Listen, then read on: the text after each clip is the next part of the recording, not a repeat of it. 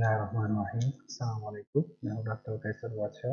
Welcome to my Facebook and YouTube channel.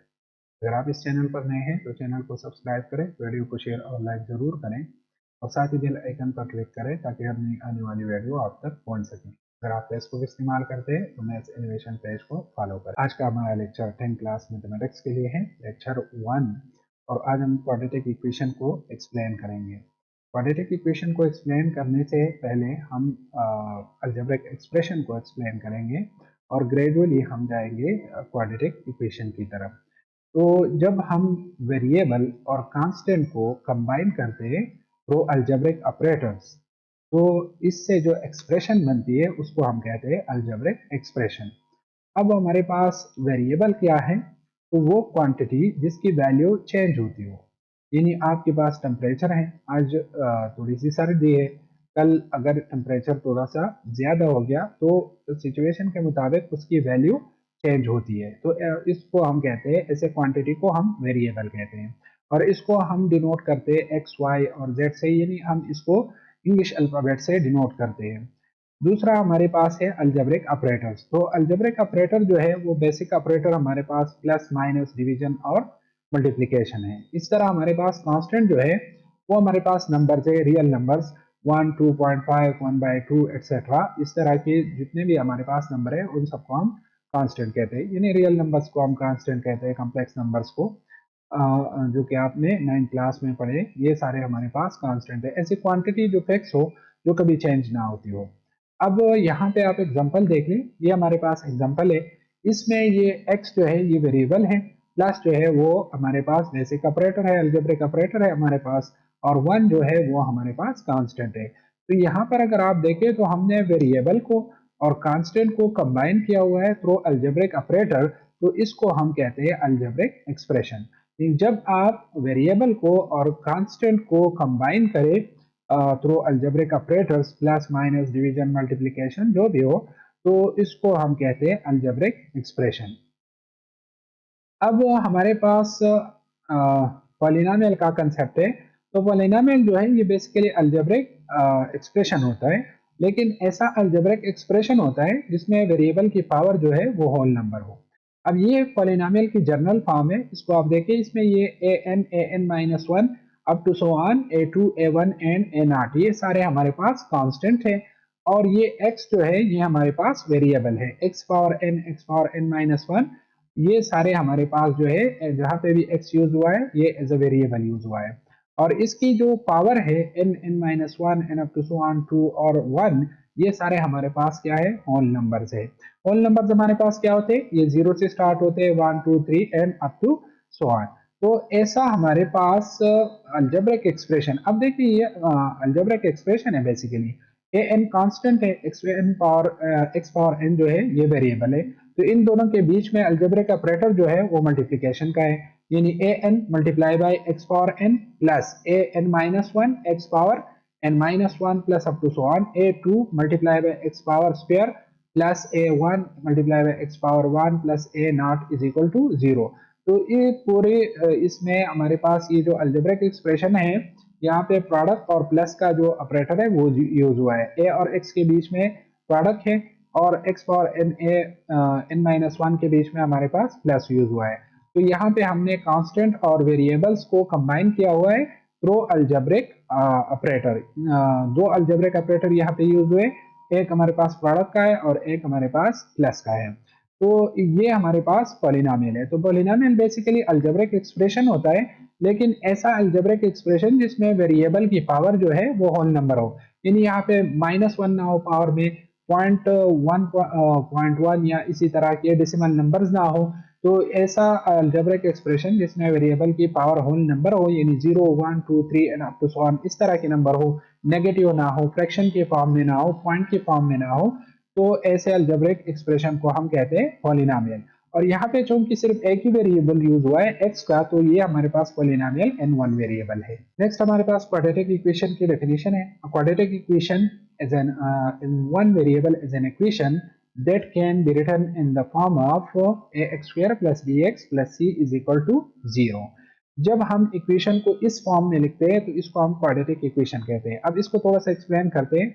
यहाँ पे a x square plus b x plus c, ये हमारे पास basically algebraic expression है, क्योंकि ए बी और सी हमारे पास क्या है, ये हमारे पास रियल नंबर्स है, यानी ये हमारे पास कांस्टेंट है, ए भी कांस्टेंट है, बी भी कांस्टेंट है और सी भी कांस्टेंट है, तो और एक्स हमारे पास वेरिएबल है।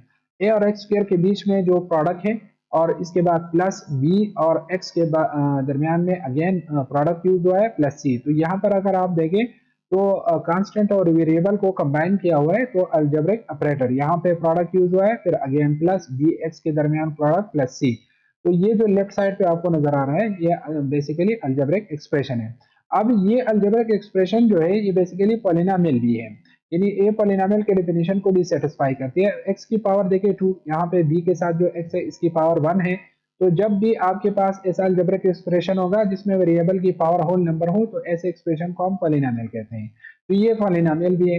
अब ऐसा पॉलिनोमियल जिसमें वेरिएबल की हाईएस्ट पावर 2 हो उसको हम क्वाड्रेटिक कहते हैं, और यहाँ पे इक्वलिटी भी आ गई, ये इक्वेशन भी बन गया, तो इसी की वजह से हम इसको क्वाड्रेटिक इक्वेशन कहते हैं।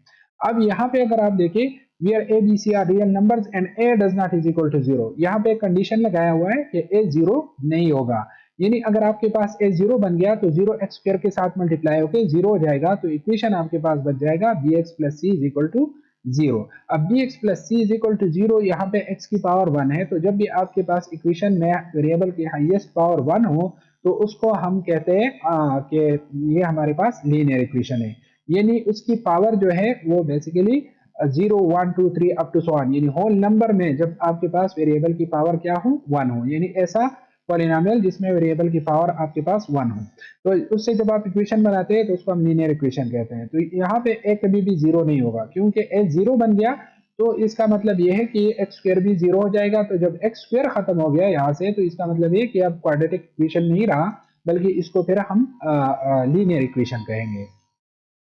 अब इसके एग्जांपल देखें, 5x square minus 3x plus 3 is equal to 0, यहाँ पर a की वैल्यू जो है हमारे पास 5 है, यानी a की जगह 5 यूज हुआ है, ये जनरल फॉर्म है क्वाड्रेटिक इक्वेशन की, और b की जगह हमारे पास यूज हुआ है -3 और c की जगह हमारे पास वैल्यू है 3, तो इस तरह से ये हमारे पास इस क्वाड्रेटिक इक्वेशन की फॉर्म में है, तो ये हमारे पास क्वाड्रेटिक इक्वेशन है।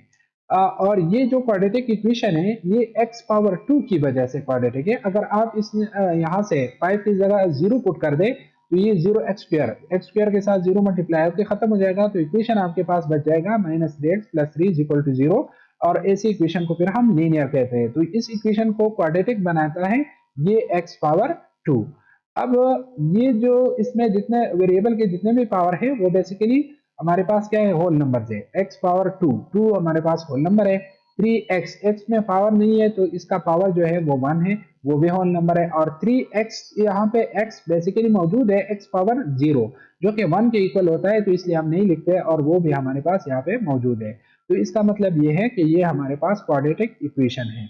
अब यहाँ पर आप दूसरा एग्जांपल देखें, 5x पावर -2 है। अब अगर आप देखें तो ये x की पावर -2 है जो कि होल नंबर में मौजूद नहीं है, लिहाजा ये 5x power -2 minus 3x plus 3 is equal to 0 ये क्वाड्रेटिक इक्वेशन नहीं है। नेक्स्ट एग्जांपल देखें, अगर आप इसको लिख दें 5 divide by x power 2 minus 3x plus 3 is equal to 0। अब यहाँ पर क्वेश्चन ये है कि x पावर 2 ये भी होल नंबर है और x पावर 1 ये भी होल नंबर है, तो क्या ये क्वाड्रेटिक होगा? नहीं होगा। उसकी रीजन क्या है? उसकी रीजन ये कि सबसे पहले आपने इसको जनरल फॉर्म में लिखना है, जो कि आपने पिछली स्लाइड में पढ़ा an x power n plus an minus 1 x power n minus 1 and up to so on. तो इस इक्वेशन को जब आप उस फॉर्म में लिखेंगे तो x पावर 2 को आप नॉमिनेटर में लेके आएंगे, तो जब आप इसको नॉमिनेटर में लेके आएंगे 5x पावर -2 बन जाएगा, और -2 फिर होल नंबर में नहीं है, तो लिहाजा ये भी हमारे पास जो है क्वाड्रेटिक इक्वेशन नहीं है। नेक्स्ट हमारे पास है सोल्यूशन ऑफ क्वाड्रेटिक इक्वेशन। अब क्वाड्रेटिक इक्वेशन को तो हमने डिस्कस कर लिया कि क्वाड्रेटिक इक्वेशन किस फॉर्म में होते हैं। अब उसकी सोल्यूशन जो है उसका क्या मतलब है कि कोई भी क्वाड्रेटिक इक्वेशन हो तो जब हम कहते हैं कि ये इसका सोल्यूशन है तो उसका मतलब क्या होगा? तो इसका मतलब ये कि all those values of the variable for which the given equation is true are called solution or root of the equation, यानी जो वो वैल्यूज जिसके लिए इक्वेशन ट्रू होगा यानी इक्वेशन सेटिस्फाई होगा, जब आप वो वैल्यूज जो है इक्वेशन में डालेंगे और लेफ्ट साइड और राइट साइड का आंसर सेम आएगा, तो हम कहेंगे कि ये वैल्यूज जो है ये इस इक्वेशन के सोल्यूशन है या इसके रूट्स है। इसको एग्जांपल से समझ ले कि ये हमारे पास एग्जांपल है, और ये जितने भी वैल्यूज होंगे उसको हम सोल्यूशन सेट कहेंगे। The set of all solution is called solution set.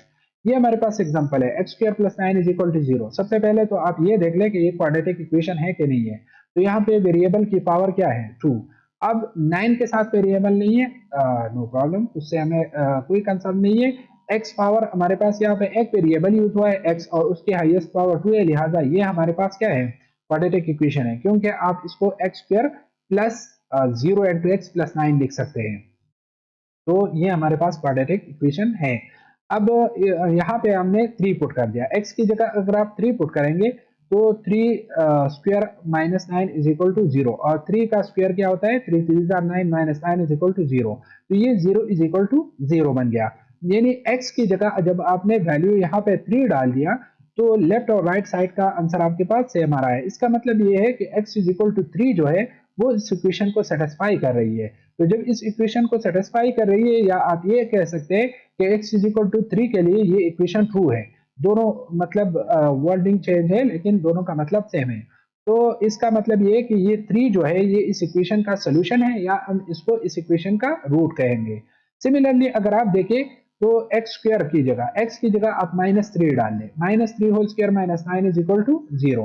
अब देखिए -3 जब भी -3 से +9 आता है, 3 3 9 और माइनस मल्टीप्लाई होके पॉजिटिव बनता है।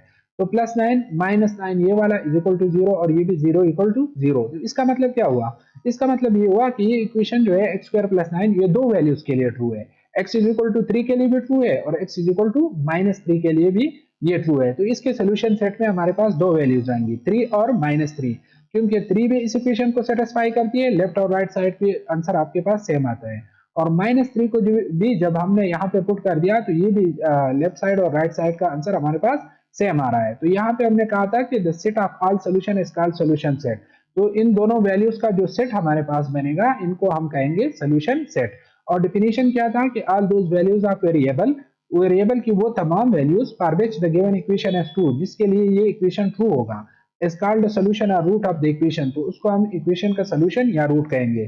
तो यहाँ पे जब हमने 3 पुट कर दिया उसके लिए भी इक्वेशन ट्रू था, और जब हमने -3 का पुट कर दिया तो उसके लिए भी ये इक्वेशन ट्रू था। लेफ्ट साइड और राइट साइड का आंसर सेम आ रहा था। तो इसका मतलब ये कि x इज इक्वल टू 3 और x इज इक्वल टू -3 ये इस इक्वेशन के दो रूट्स है।